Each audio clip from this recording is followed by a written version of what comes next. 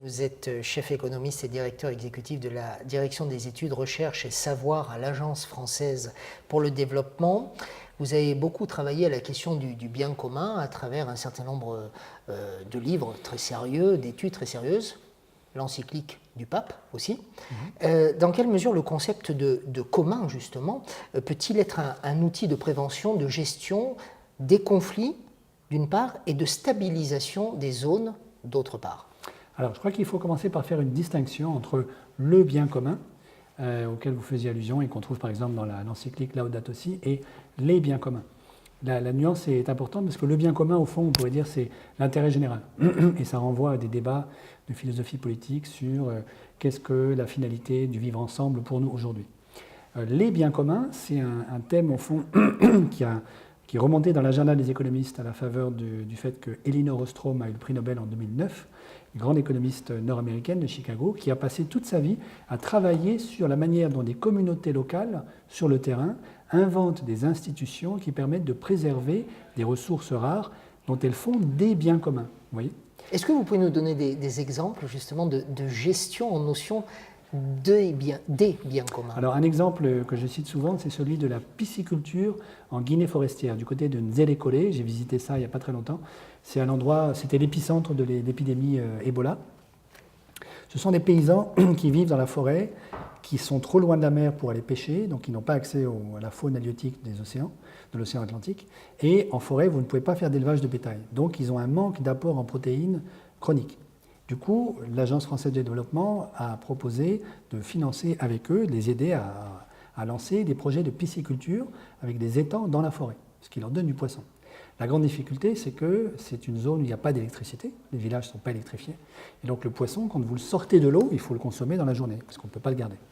Du coup, vous voyez bien que c'est une décision commerciale compliquée, puisqu'il faut que vous soyez sûr de le vendre, à un prix qu'on espère pas trop bas. Et du coup, la communauté villageoise qui gère ces étangs s'est organisée et a créé des institutions qui répondent, in fine, à tous les critères que Elinor Ostrom a observés dans ses études empiriques, partout où les communs ont marché. Donc là, c'est un exemple de commun, c'est-à-dire que personne n'est le propriétaire privé de l'étang.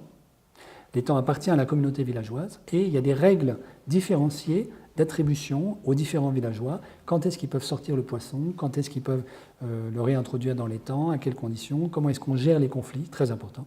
Et il y a même un point que Elinor Ostrom a énormément souligné dans ses travaux, qui est une espèce de méta-règle qui dit comment on fait lorsqu'on n'est pas d'accord sur l'application des règles. Vous voyez ? Et donc ça dénote une sagesse en fait institutionnelle incroyable, parce que ça nous sort complètement d'une espèce de positivisme juridique naïf qui envahit un certain nombre de nos études de droit, qui voudrait que le droit soit transparent à lui-même, que le sens juridique d'une règle soit non discutable et qu'on ne soit pas obligé de passer par on pourrait dire un cercle d'interprétation ensemble sur la manière dont on va appliquer la règle. Alors nos braves paysans guinéens, qui n'ont jamais fait d'études, qui sont tous en bonne partie analphabètes, ils ont une sagesse collective qui fait qu'ils savent que les règles, en fait, ça s'interprète toujours, qu'il peut y avoir un conflit d'interprétation sur les règles, et donc ils ont eux-mêmes imaginé une méta-règle qui dit comment fait-on lorsqu'on n'est pas d'accord sur l'application des règles, vous voyez ? Et si vous pouvez penser à d'autres institutions où on a des graves conflits, je pense par exemple à la construction de la zone euro, mais ce type de méta-règle n'existe pas chez nous. Donc ça veut dire aujourd'hui, à travers cette notion des communs, aujourd'hui, la notion même de gouvernance peut être repensée ou doit être totalement repensée? Absolument, de manière fondamentale. Pour nous, à l'Agence française de développement, si vous voulez, la préservation des ressources naturelles dont nous avons besoin pour nous adapter au dérèglement climatique, à la raréfaction d'un certain nombre de ressources, parmi lesquelles l'eau potable, un certain nombre de ressources minières, l'énergie. Tout ça a besoin d'être repensé via la construction, l'invention de nouvelles institutions, de nouvelles règles qui n'existent pas encore, qui ne sont ni purement publics, c'est-à-dire que ce n'est pas l'État avec, disons, on pourrait dire une logique bureaucratique classique qui peut gérer ces biens-là à lui tout seul. Ce n'est pas non plus la sphère privée, puisque la sphère privée détruit la ressource en vérité. Si vous privatisez la ressource, la plupart du temps, elle est détruite. C'est le problème, c'est le fameux problème de la tragédie des communs, en fait. Et ça n'est pas non plus du partenariat public-privé au sens où on l'entend nous en France. C'est autre chose. C'est une communauté à l'intérieur de la société civile qui se réunit et qui décide de règles, d'attribution de l'usage de la ressource de manière à préserver la ressource. Alors, je vous ai donné l'exemple de la pisciculture, mais on pourrait en donner 50 autres. Au fond, le rapport à la nature comme commun, c'est le rapport le plus ancien, le plus ancestral, le plus archaïque que l'humanité ait jamais eu à la nature. Avant l'invention de la propriété privée, qui date au fond du droit romain il y a 2000 ans, la paysannerie dans le monde entier a eu un rapport à la terre, à la forêt, qui était un rapport comme commun. Voyez, et on trouve ça encore dans certains villages de brousse en Afrique subsaharienne, où personne n'est le propriétaire de la forêt.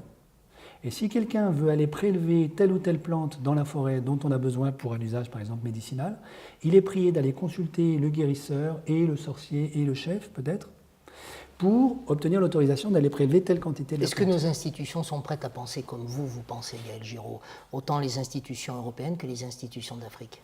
Je crois, parce que tout ce qui s'invente aujourd'hui autour des biens partagés, de l'économie circulaire, la révolution qu'a constituée par exemple le Vélib à Paris, le Vélov à Lyon et maintenant dans toutes les grandes capitales du monde, ça ce sont des communs.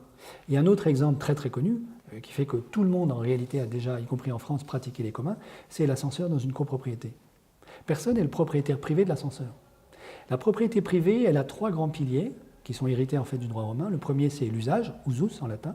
Le deuxième, c'est le droit de détruire, abusus. Si je suis propriétaire de ma voiture, j'ai le droit de la détruire si ça m'amuse. Et le troisième, c'est fructus, le fait de tirer un profit du bien. J'ai le droit de le revendre. J'ai le droit de revendre ma voiture. Mais regardez, sur un ascenseur, en copropriété, vous avez le droit d'usus, mais vous n'avez pas le droit de détruire l'ascenseur, et vous n'avez pas le droit de taxer votre voisine parce qu'elle prend l'ascenseur. Et en fait, vous contribuez à l'entretien de l'ascenseur, au prorata de l'usage que vous en faites. Si vous êtes au rez-de-chaussée, vous ne payez rien, parce que vous n'utilisez pas l'ascenseur. Si vous êtes au dernier étage, vous payez plein pot, parce que c'est vous qui utilisez le plus l'ascenseur. Et vous voyez que c'est la même idée que vous avez dans le Vélib. Dans le Vélib ou le Vélov, je n'achète pas le vélo, je ne suis pas le propriétaire du vélo, je suis le propriétaire d'un droit d'usage limité, pendant un temps donné, de l'objet. Et vous voyez, c'est ce découplage entre le pilier de l'usage, usus, et les autres piliers de la propriété privée, ça c'est l'invention des communs. Vous voyez, parce que le vélo, le Vélib, c'est un commun. La métaphore a le mérite d'être claire. On va revenir aux risques climatiques, Gaël Giraud. Alors face précisément à ces risques climatiques, le partage des ressources naturelles est un véritable enjeu, on le sait aujourd'hui. Comment améliorer la gouvernance en période de rareté de ces mêmes ressources ? Alors, c'est là le grand défi auquel nous sommes confrontés à l'AFD, d'ailleurs tous les bailleurs internationaux, tout le monde en vérité, parce que plus le lien social devient tendu, parce qu'il y a une rareté des ressources, parce qu'il y a des dégradations qui sont infligées par le dérèglement climatique, plus ça devient compliqué de mettre toutes les parties prenantes autour de la table et de les aider à construire intelligemment des institutions nouvelles. Vous voyez ? Donc là, il y a un vrai travail pour nous, on pourrait dire qu'il est de nature politique, anthropologique, sociologique, pour comprendre comment, d'abord, quelles sont les parties prenantes dans chacun de nos projets par exemple d'adaptation au dérèglement climatique, quelles sont les parties prenantes concernées, quel est le jeu d'acteurs de ces parties prenantes, qui en fait a intérêt au projet, qui y est opposé, pour quelles raisons, et comment est-ce qu'on peut les mettre autour de la table pour qu'ils discutent entre eux. Je vous donne quelques exemples. Alors, ces exemples-là, ils ne sont pas directement liés au dérèglement climatique, mais on pourrait certainement trouver les mêmes par rapport au dérèglement climatique. Un exemple de projet qui n'a pas marché, c'était la construction du métro à Mexico. En fait, l'AFD a été très très proche de financer un tel projet, puis finalement ce projet n'a jamais vu le jour, parce qu'en vérité, la municipalité de Mexico n'a jamais pris le temps de constituer une communauté des usagers du métro, capable de faire valoir ses droits et de porter sa voix dans les débats internes à la ville. Et du coup, dès qu'un certain nombre d'obstacles financiers, techniques, juridiques sont apparus, le projet a été abandonné.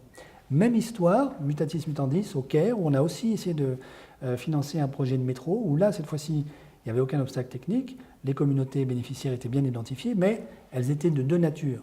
C'était un métro qui devait relier la banlieue du Caire, qui est supposée être une banlieue chaude, avec le centre-ville du Caire, qui est plutôt classe moyenne, voire CSP favorisé. Et évidemment, les citadins qui sont dans le centre-ville n'avaient pas du tout envie de voir, entre guillemets, avec 3 guillemets, la racaille de la banlieue arriver en centre-ville. Et donc c'est opposé au projet. Et donc là, cette question est toujours en cours aujourd'hui.